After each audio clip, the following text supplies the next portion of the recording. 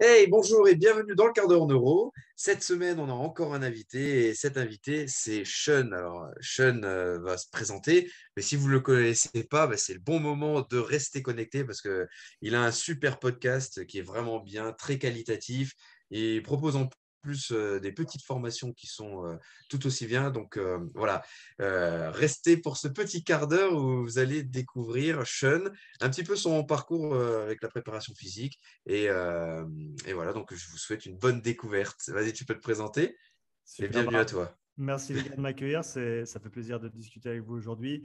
Je m'appelle Sean, j'ai 33 ans. Je partage mon temps entre des coachings privés, un petit peu de suivi à distance. Je fais aussi du testing physiologique, donc pour tout ce qui est de test d'effort pour les athlètes de sport d'endurance, crossfit, etc. Donc vraiment focalisé sur le conditionnement.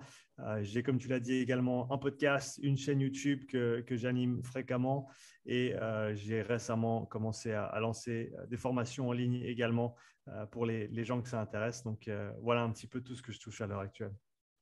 De toute façon, ceux qui voient en vidéo le podcast, ils verront avec ton micro et tout, ils sauront que tu fais plus de podcasts que nous. Que c'est Et un vrai avec pro. l'horloge suisse aussi. Et là, Ah. magnifique ça. Et du coup, ce qui est bien, c'est, tu vois, on pourrait se dire, ah, encore un qui propose des formations en prépa physique, mais pas du tout, parce que euh, tu proposes des choses avec un œil nouveau. En fin de compte, tu parles des. Alors, j'ai vu le webinaire de présentation de ta formation. J'ai Mm. écouté, là, ça dure un petit peu, à peu près 1 heure. Et donc, bon, comme je suis tes vidéos, je sais à peu près de quoi tu parles. Et tu parles de la vision moderne qu'on devrait avoir, par exemple, des filières énergétiques, etc., versus le vieux modèle qui est plus vraiment à jour. Et t'expliques aussi comment un petit peu le mettre en pratique. Ouais, donc l'idée avec la formation qui est vraiment centrée, c'est une formation qui est très théorique, qui est centrée sur les concepts de seuil physiologique et de zone d'entraînement, parce que ce soit dans les sports d'endurance ou autres, il y a beaucoup de confusion autour de ces concepts-là. Je pense ce qui est normal dans le sens où il y a beaucoup de manières différentes de quantifier des seuils physiologiques. Il y a différents outils de mesure, différents systèmes que tu peux mesurer, que ce soit la lactatémie, la ventilation et bien d'autres. Et donc, ce que j'ai essayé de faire avec cette formation, c'est vraiment essayer d'apporter un esprit de synthèse sur toutes ces informations qu'on peut retrouver pour que le coach ou le coach en formation, quand il est confronté à ces informations, que ce soit en ligne ou au travers de son éducation ou continue, etc., qu'il sache exactement de quoi on parle. Qu'est-ce que ça veut dire le premier seuil? Qu'est-ce que ça veut dire le deuxième seuil? Pourquoi on parle de zones? Pourquoi certains parlent de 3 zones, un modèle polarisé? Pourquoi certains parlent de 5, 6, 7 zones? Donc, essayer de vraiment tout regrouper et faire en sorte que les gens aient un cadre pour mieux interpréter ces informations, mieux les comprendre. Donc, ça, c'était le but premier de la formation. Et c'est clair que pour aborder ces concepts physiologiques de manière cohérente, il faut qu'on ait une base au niveau des concepts fondamentaux et qu'on ait un vocabulaire commun. Et donc, de remettre un petit peu au goût du jour les filières énergétiques pour que tout le monde comprenne ce qu'elles veulent dire, à quoi elles servent, comment elles fonctionnent, comment elles interagissent, le rôle central de l'oxygène dans tout ça, en fait, autant au niveau métabolique, donc l'utilisation de l'oxygène, la production, le recyclage de l'ATP, autant au niveau apport de l'oxygène. Donc, on parle souvent des filières énergétiques et on dit, ben, je vais entraîner telle filière ou telle filière. Mais on oublie qu'il y a un système respiratoire, il y a un système cardiovasculaire, il y a énormément de paramètres qui viennent s'ajouter en fait à cette idée des filières énergétiques qu'on n'aborde pas assez souvent. Donc, j'ai essayé d'apporter voilà, un cadre théorique pour mieux interpréter les idées des seuils physiologiques et des zones d'entraînement au travers de cette formation. Je t'entends pas. Ah, j'avais mon micro qui s'était mis en sourdine. Ouais, c'est assez cool parce que tu parles aussi de tous ces mythes, acide lactique, lactate, etc. Nous, la dernière fois, on a fait un quart d'heure neuro où on rigolait entre nous en parlant d'acide lactique. Et pourtant, on a fait déjà des quarts d'heure neuro un peu plus anciens où on parlait de lactate. Et il y a quelqu'un qui a fait la réflexion à Seb, qui a dit, mais j'ai Dis-moi. pas compris pourquoi vous rigolez quand vous parlez d'acide lactique. Et en fin de compte, on se dit, mais malgré le fait qu'on en parle, régulièrement, qu'il y a des gens comme toi qui en parlent. Didier Rest, c'est en France qui parle beaucoup de ça. Julien Pinault, avec qui on en avait parlé, on a fait 2 webinaires de 2 heures à chaque fois avec Julien Pinault. On en a parlé en large, en travers du lactate, mais les gens ne sont toujours pas au courant tu sais, de acide lactique versus lactate, etc. Et toi, je sais que tu en parles et du coup, je pense que tu en parles aussi dans ta petite formation que tu en as sortie et de justement comment venir le stimuler, etc. Parce qu'en plus, il y a pas mal de nouvelles recherches qui se font sur le lactate et on sait quand même que c'est pas limité que à la filière anaérobie lactique, quoi, tu vois. Ouais, donc ça reste quand même le produit de fin de la glycolyse, ça Mm. c'est sûr et certain, mais c'est une molécule qui est extrêmement intéressante dans le sens où elle ne se cantonne pas seulement à être un déchet, entre guillemets, comme on l'a traité pendant très longtemps. C'est un substrat énergétique que le corps peut réutiliser. On peut oxyder le lactate, que ce soit dans la fibre musculaire qui l'a produite, dans des fibres adjacentes. Ça peut être ensuite transporté dans la circulation pour être oxydé autre part. Ça peut être utilisé par le cœur, par le cerveau, par le foie. Donc, il y a énormément de moyens différents de réutiliser ce lactate, en plus du fait que c'est une molécule de signalisation importante qui a un impact notamment sur l'oxydation des graisses et la disponibilité des acides gras pour cette oxydation. Et elle a d'autres rôles encore, sans aller trop loin, mais il y a un papier récemment qui est sorti de George Brooks qui s'appelle, si je ne me trompe pas, Lactate the Phoenix Risen, donc le phénix qui renaît de ses cendres, si on veut bien, avec le lactate qui, encore une fois, qui était mis de côté ou qui était dont on parlait en mal pendant beaucoup d'années, mais qui au final a un rôle central dans l'organisme humain. Et donc, il faut juste savoir comment le contextualiser et à quoi il sert dans tout ça. Ouais, et ben, là où nous, tu vois, on arrive à faire le lien un petit peu avec tout ça, c'est tout à l'heure, tu parlais d'oxygène.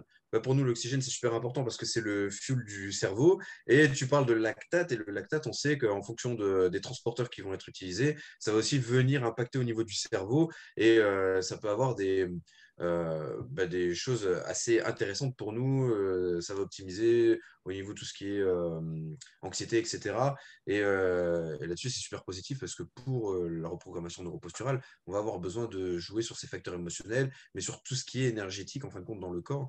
Et on sait qu'il y a quand même une grosse part de bienfaits qui passe aussi par l'activité physique, quoi. Donc, ça reste quand même une des bases, surtout quand on est tous préparateurs physiques, quoi. Absolument. Moi, j'ai une question qui me vient là par rapport à tout ce que tu disais, par rapport à justement cette recontextualisation, on va dire, des filières énergétiques et du facteur limitant par rapport à tout ce que tu disais. Comment ça se place dans la pratique finalement? Parce que c'est vrai que des fois, on regarde un peu les photos, on se dit, ouais, mais ça, c'est pas fait pour moi, c'est pour les athlètes de haut niveau, et je suis pas athlète de haut niveau, etc. Comment ça se passe en pratique finalement? Tu parles de quoi exactement, désolé? Un petit peu sur cette recontextualisation des filières énergétiques et Ouais. justement la mise en place des testings et Ah ouais. enfin, de l'évaluation et de la place de l'entraînement finalement où tu regardes quel est le facteur, le maillon faible en fait. Ouais, donc les tests les profilages physiologiques que j'effectue, le but c'est d'établir une distribution d'intensité précise et individuelle pour l'athlète ou la personne concernée. Donc, ce qui veut dire, en gros, pour faire simple, avoir les bonnes zones d'entraînement par rapport à sa physiologie du moment. Mhm. Souvent, on parle d'établir des zones d'entraînement par rapport à peut-être un pourcentage de fréquence cardiaque max, par exemple, mais il peut y avoir une grosse variation d'une personne à l'autre. Le mieux, c'est donc de mesurer des facteurs physiologiques pendant un test progressif, un test d'effort. Et sur cette base-là, on va pouvoir établir justement les zones d'entraînement de la personne pour que, on sache qu'elle s'entraîne à la bonne intensité pour éliciter, pour générer les bonnes réponses physiologiques et donc engendrer les bonnes adaptations qu'on recherche. Donc, être précis dans notre approche par rapport à la programmation au niveau de l'intensité par rapport à ce dont la personne a besoin. Ça, c'est le deuxième point, c'est déterminer les axes de travail par rapport au profil de la personne. Donc, on sait que quelqu'un qui s'entraîne sur un 2000 mètres rameur n'aura pas besoin du même profil athlétique que quelqu'un qui s'entraîne pour de l'ultra en cyclisme, par exemple. Et donc, avec les différentes données qu'on peut recueillir, premier seuil, puissance critique, deuxième seuil, VO2 max, on arrive à établir un profil et déterminer lequel des différents facteurs demande le plus de travail à l'heure actuelle. Et finalement, on arrive également à faire un bilan des différents systèmes physiologiques qui sont impliqués dans la performance, surtout au niveau du conditionnement. Donc là, on a un aperçu au niveau de la structure respiratoire au travers d'un test de spirométrie. Donc, quelle place tu as dans les poumons pour respirer. Ensuite, on a bien sûr toutes les données ventilatoires pendant l'effort. Donc, comment tu utilises cet espace pour ensuite respirer? Est-ce qu'on a moyen d'optimiser ça? On a un bon aperçu de ce qui se passe au niveau cardiovasculaire également, avec que ce soit la fréquence cardiaque, la récupération pendant les temps de repos. Au niveau cardiaque, on a l'oxymétrie musculaire avec les MOXY qui nous donne un aperçu au niveau capillaire de ce qui se passe, au niveau de l'équilibre entre l'apport et l'utilisation d'oxygène.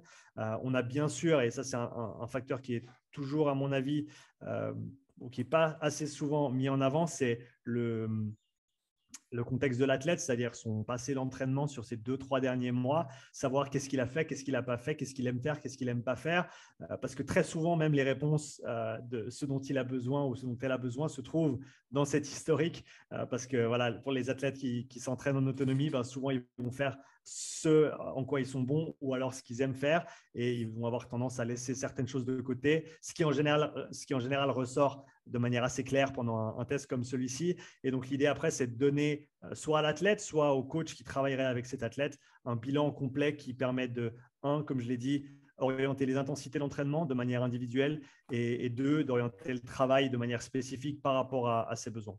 Okay. Tu parlais avant, après je laisse la parole, tu disais avant justement par rapport aux besoins du moment. Est-ce que cette variation de la détection, on va dire, de maillons faibles, elle change rapidement? Est-ce qu'elle change au bout d'un mois, etc., etc. Comment tu quantifies ça?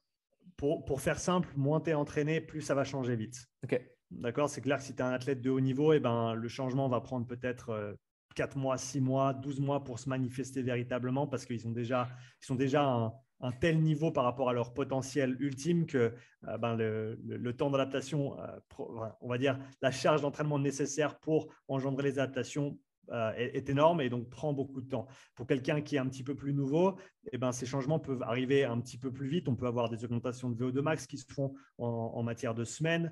Une puissance critique peut augmenter sur quelques semaines également, suivant le travail.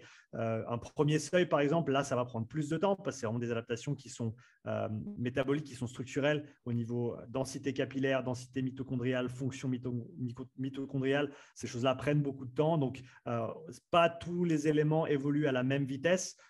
Mais c'est clair que suivant lesquels on peut voir des changements assez rapides si le travail est bien fait et si le travail est approprié pour la personne à ce moment-là. Ok.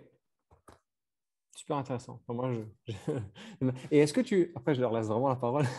Est-ce qu'il y a aussi des tests que tu fais, on va dire, à un état basal, à un niveau de base que tu peux faire à la personne au repos, en fait, et pour voir déjà détecter si ça, c'est pas efficient ou ça, c'est pas efficient. Ou c'est vraiment l'effort max où là, tu peux vraiment détecter tel maillon faible.